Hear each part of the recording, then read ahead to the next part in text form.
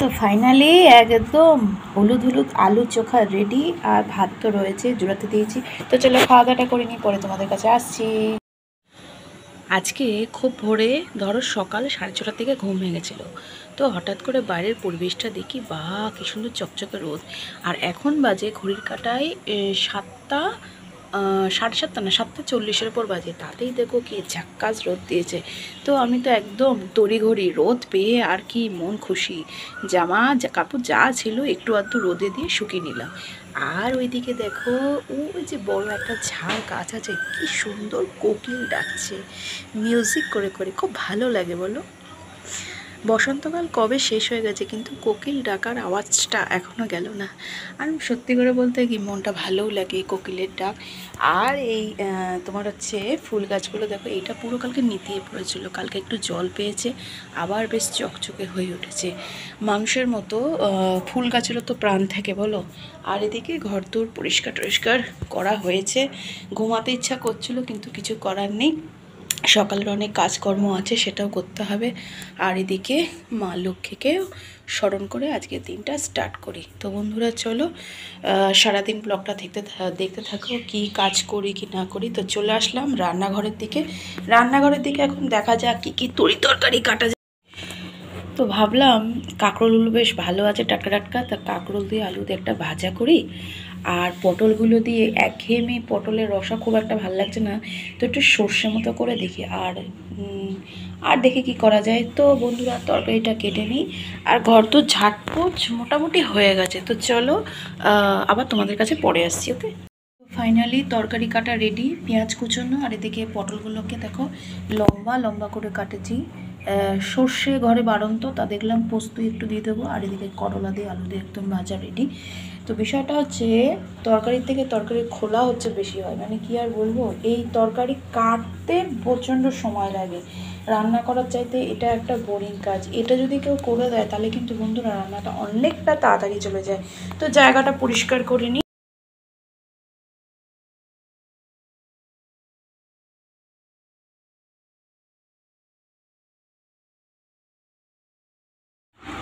তো ফাইনালি পটল দিয়ে একদম প্রস্তর একটু হালকা ঝোল রেডি করলাম। আর অন্যদিকে হচ্ছে তোমার হচ্ছে কাঁকরোল দিয়ে আলু দিয়ে একটা ভাজা। আর একটা অনেক দিন পর একটা রান্না ট্রাই করি, অনেক দিন পর এরকম আলু সেদ্ধ মাখতে খুব ভালো লাগছে।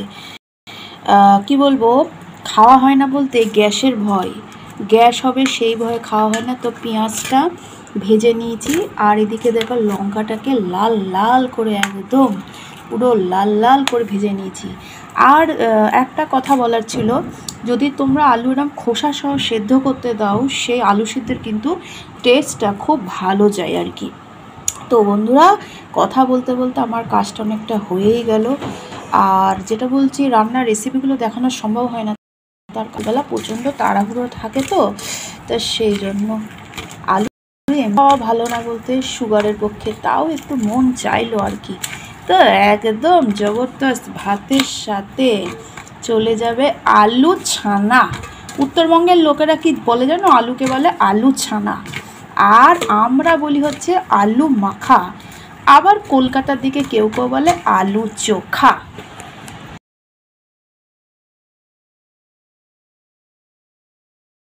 বন্ধুরা প্রচণ্ড রোদ পড়েছে সারাটা দিনের মধ্যে সকালবেলার টুকিটাকি কাজকর্ম, ঘরের কাজ, রান্নাবান্না সব কিছু করার পর এই তোমাদের কাছে সামনে আসলাম। কি সুন্দর পাখি ডাকছে। তো বন্ধুরা কাজকর্মে যাই, আবার দুপুর কি বিকেলের দিকে আবার তোমাদের সামনে হাজির হব। ততক্ষণে তোমরা নিজেরা কাজ করো, আর অবশ্যই ভিডিওটা দেখো, যদি ভিউজ বাড়ে, সাবস্ক্রাইবার বাড়ে, আর ওয়াচ টাইমটা খুব দরকার, তবে না ব্লগ ভিডিও বানাতে ইচ্ছা করবে। তো ইন্সপিরেশন খুব দরকার। তো বন্ধুরা খুব যে খারাপ ভিডিও আমি বানাই তা কিন্তু না, যতটা চেষ্টা করা যায় ডেইলি লাইফস্টাইলে মার্জিতভাবে সুন্দরভাবে সেটা তোমাদের কাছে রিপ্রেজেন্ট করি। তো টাটা, পরে আসছি। তো বন্ধুরা সকলকে জানাই শুভ দুপুরের শুভেচ্ছা। এতক্ষণ এসির মধ্যে ছিলাম, কিন্তু যেই বাইরে বেরিয়েছি দেখছি একদম গরমের ভাব বেরোচ্ছে। আর কি বলবো, এতটা গরম ছিল না, এই কদিনে একটু টেম্পারেচারটা বেড়েছে। একটু কিছু খেতে ইচ্ছা হলো তেলে ভাজা টাইপের, তা ভাবলাম যে থাক সন্ধ্যের দিকে যদি বেরোনো যায়। একটা বিষয় বলার ছিল কি, হাঁটতে হাঁটতে কথা বলি কি বলতো, ভালোবাসার প্রচণ্ড অভাব। কেন জানি না মানুষে এত হিংসা বেড়ে গেছে। আসলে মানুষের প্রচণ্ড চাহিদা বেড়ে গেছে। আগেকার দিনে কী ছিল বলতো, মানুষ অল্পেতে সন্তুষ্ট থাকতো, কিন্তু এখন চারিদিকে এত হিংসা, সেই সব নিয়ে মনটা মাঝে মাঝে একটু ভারাক্রান্ত থাকে। চলো বাকি কথা ঘরে গিয়ে। তো বন্ধুরা, সকাল পেরিয়ে তোমাদের কাছে আবার চলে আসলাম। যখন আমি বাইরে যাই কাজ করতে, তখন কি হয়, দরজা জানলাগুলো সমস্ত বন্ধ করে দিয়ে যায়। তার কারণ ধরো হঠাৎ করে যদি বৃষ্টি পড়ে, দরজা বন্ধ করার তো লোক থাকবে না, তো সেক্ষেত্রে বিছানাপত্র সব ভিজে যাবে।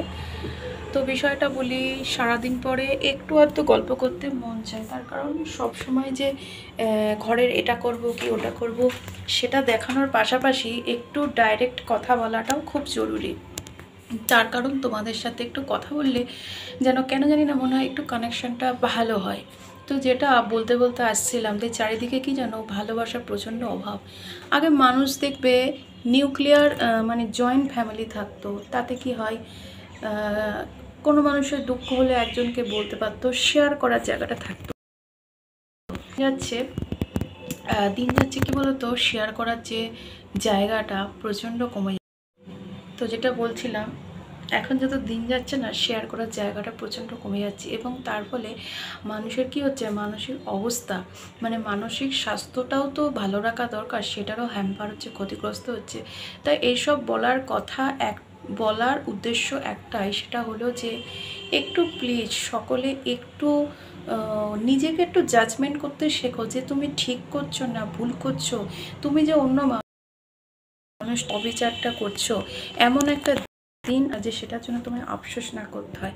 যাই হোক, অনেকে হয়তো ভাববে অনেক রকম জ্ঞান বলছি না, তোমাদের সাথে কথা বলতে আসলাম এবং কথা বলার একটা টপিক পেলাম, তো এটা বললাম যে প্লিজ নিজেকে একটু জাজমেন্ট করো, যে কোন জায়গায় আমি কথাটা বলছি, অন্যদের ওপর উল্টো দিকের মানুষটাও কষ্ট পাচ্ছে কিনা সেটাও তোমার একটু ভাবা উচিত। আফটার অল দিনের শেষে সকলে আমরা রক্ত মাংসের মানুষ। তো বন্ধুরা, অনেক ভার বা অনেক রকম ভারাক্রান্ত কথা বলে ফেললাম। রান্নাবান্না করা আছে, সকালবেলা একবার খাওয়া দাওয়া হয়ে গেছে, তো দুপুরবেলা লাঞ্চে কিছুটা ব্যালেন্স খাবার রেখে যায়, সেটা খেয়ে দিয়ে আবার তোমাদের কাছে সন্ধ্যাবেলা আসবো। খুব চপ বা সিঙ্গারা কিছু একটা তেলে ভাজা খেতে ইচ্ছা করছে, এখন দেখা যাক সন্ধ্যাবেলাটা হোক। এই ভরদুপুরবেলা যাওয়ার ইচ্ছা ছিল, কিন্তু আর যাওয়া হলো না, কারণ এত রোদের তাপ আর রোদের মানে ভাব উঠছে, তো বলার কথা না। তো তোমাদের কাছে আবার আমি পরে আসছি, ওকে।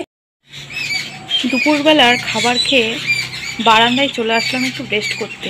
তো এত সুন্দর পাখিগুলো ঝগড়া করছে, যেহেতু কি বলবো, পাখিদের ঝগড়া তো আর মানুষের মতো নয়, একদম কর্কশ নয়, খুব সুন্দর মিষ্টি ভয়েস। আর ওই দেখো একটা ডালে উঠছে আর একজন উঠছে, খুব সুন্দর, এদের বেশ এনজয়মেন্ট মুহূর্তটা কি বলবো ক্যামেরাবন্দি করলাম। তো খুব ভালো লাগছে, এরকম পাখি কি সুন্দর আওয়াজ, নানান রকম পাখি, মানে এদের মধ্যে অ্যাকচুয়ালি বলা যেতে পারে ঝগড়া লেগেছে।